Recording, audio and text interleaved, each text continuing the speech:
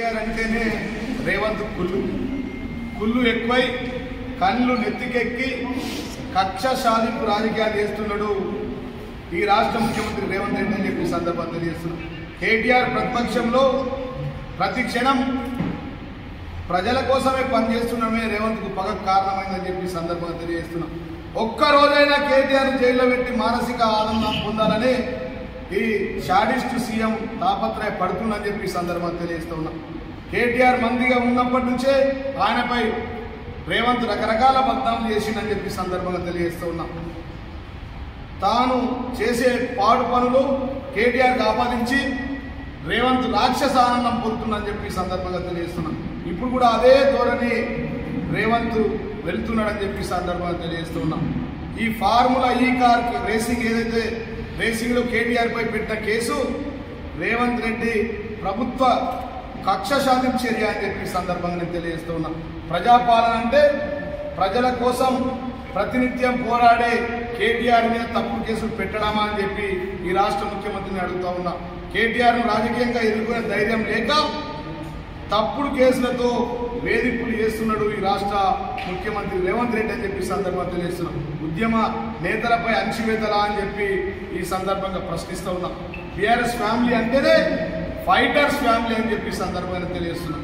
ఇలా 60 లక్షల మంది సైన్యం ఉన్నాం, మేమంతా ఫైటర్, కొత్త కాదు మాకు. ఇలా బీఆర్ఎస్ ఫ్యామిలీ అంటే కాంగ్రెస్ అంటేనే చీటర్స్ అని చెప్పి సందర్భంగా తెలియజేస్తూ ఉన్నాం. మాకు కేసులు కొత్త కాదు, అరెస్టులకు భయపడేది లేదు. బీఆర్ఎస్కు 60 లక్షల మంది గులాబీ సైన్యం ఉంది. మేమంతా ఉద్యమ సమయంలో పనిచేసి తెలంగాణ రాష్ట్ర ఉద్యమంలో 14 సంవత్సరాలు కీలక పాత్ర పోషించినుంటే దాంట్లో నిజామాబాద్ జిల్లా ఇక్కడ సైన్యం అంతా మొదటి స్థానంలో ఉందని చెప్పి సందర్భంగా తెలియజేస్తున్నాం. ఉద్యమ కాలంలోనే పెద్ద పెద్ద బాబులను అక్కడికి పారదోలినాం. ఈ చిన్న బాబులది ఎంత విషయం అని చెప్పి సందర్భంగా తెలియజేస్తూ ఉన్నాం. కాబట్టి రేవంత్ రెడ్డి రాక్షస ఆనందం పొందడానికి కేసీఆర్ గారి ఫ్యామిలీతో గోక్కున్నావు. కేసీఆర్తో గోక్కున్న వాళ్ళు ఎవడు మిగలలే. Is not a man, is a power. ఈయన కేసీఆర్ అనే వ్యక్తి 500 kV ట్రాన్స్ఫార్మర్ అని చెప్పి సందర్భం తెలుస్తున్నాం. ఆయనతో ముట్టుకున్న వాళ్ళు ఎవ్వరు వైఎస్ఆర్ కావచ్చు, చంద్రబాబు కావచ్చు, కిరణ్ కుమార్ రెడ్డి కావచ్చు, వాళ్ళందరికీ ప్రాంతం నుంచి పారిపోయారు. వాళ్ళకి పట్టిన గతే ఈ రాష్ట్రంలో కాంగ్రెస్ ఆఖరి ముఖ్యమంత్రి, చివరి కాంగ్రెస్ ముఖ్యమంత్రి, ఆఖరి ముఖ్యమంత్రి కాంగ్రెస్ కూడా ఈ రేవంత్ రెడ్డి కాబోతుందని చెప్పి సందర్భంగా నేను తెలియజేస్తూ ఉన్నా. ఈ ఫార్ములా ఈ కేసు ఒక ఫేక్ కేసు, ఫార్ములా ఈ కార్ కేసు ఒక బేకార్ కేసు. ₹1 ఎక్కడ తీసుకున్నట్టు లేదు. ఇక్కడ నుంచి అక్కడికి ట్రాన్స్ఫర్ అయింది వాస్తవం, ఆ డబ్బులు ఆయన తీసుకున్నట్టుగా ఉన్నది వాస్తవం.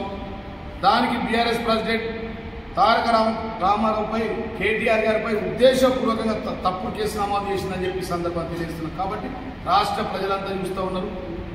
రేపు జరగబోయే లోకల్ బాడీ ఎలక్షన్లో వార్ వన్ సైడ్ ఉంది గ్రామాల్లో. నిజామాబాద్ జిల్లా అంతా ఏ గ్రామానికి తిరిగినా కానీ CM Revanth go back, KCR come back అంటూ ఉన్నారు. మరి వార్ వన్ సైడ్ ఉన్నది. అదేవిధంగా బీజేపీ కాంగ్రెస్ యొక్క పతనం డిసైడ్ ఉందని చెప్పి సందర్భాన్ని తెలియజేస్తున్నాం. ఆయనపై అవినీతి పరుడనే ముద్ర వేసి రాజకీయంగా వ్యక్తిగతంగా అప్రతిష్ట పాలు చేయడానికి ఇవాళ ఈ రాష్ట్ర ప్రభుత్వం కాంగ్రెస్ పనిచేస్తుందని చెప్పి సందర్భాన్ని తెలియజేస్తున్నాం. కాబట్టి ఫార్ములా ఈ రేస్కి సంబంధించి భాగస్వాములైన సంస్థలు ఒక్క పైసా కూడా కేటీఆర్కు చెల్లించినప్పుడు అవినీతి ఎట్లా జరుగుతుందని చెప్పి నేను ఈ రాష్ట్ర ముఖ్యమంత్రిని అడుగుతూ ఉన్నాను. ఫార్ములా ఈ కేసు ఈ బేకార్ కేసు అని చెప్పి ఒక సందర్భంగా తెలియజేస్తూ ఉన్నాను. అవినీతి అంటూ ఇది కాంగ్రెస్ లేపిన పుకారు మాత్రమే అని చెప్పి సందర్భంగా తెలియజేస్తున్నాను. కాబట్టి కేసీఆర్ అనే వ్యక్తి ఒక కడిగిన ముత్యంలా బయటకు వస్తాడు. ఇది కాలం చెప్పిన సత్యం అని చెప్పి ఈ సందర్భంగా తెలియజేస్తున్నాం. ప్రజాక్షేత్రంలో కేటీఆర్ ఇలా ఒక మిస్టర్ క్లీన్గా కేటీఆర్ ఉన్నాడని చెప్పి సందర్భంగా తెలియజేస్తున్నాం. మిస్టర్ క్లీన్ ఈ రాష్ట్రంలో ఎవరైనా ఒక మిస్టర్ క్లీన్గా ఉన్నారంటే అది మరి మన వర్కింగ్ ప్రెసిడెంట్ కేటీఆర్ గారు అని చెప్పి సందర్భంగా తెలియజేస్తున్నారు. కాబట్టి అక్రమ కేసులతో బీఆర్ఎస్ని అడ్డుకోలేరు.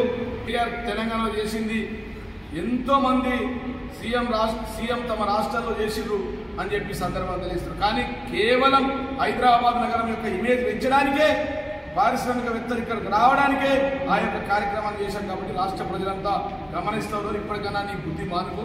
చిల్లె ప్రయత్నం బంద్ చేసుకో, ఫ్రస్ట్రేషన్లకు ఇచ్చి బయటకు వచ్చి ప్రజలకు ఇచ్చి ఇవ్వాల్సినట్టు 6 గ్యారెంటీలు కానీ 420 హామీలను వెంటనే అమలు చేయాలని చెప్పి డిమాండ్ చేస్తాం. ఇట్లనే పిచ్చి పిచ్చిగా చేస్తే ఇతర దేశాల్లో ప్రజలు దిగబడ్డట్టు ఈ రాష్ట్ర ముఖ్యమంత్రిపై, ఇక్కడ ఉన్నటువంటి జిల్లా మంత్రులపై, చీఫ్ అడ్వైజర్ సుదర్శన్ రెడ్డిని కూడా ఒక్క అడుగు తీసి అడుగు వేయనియరు.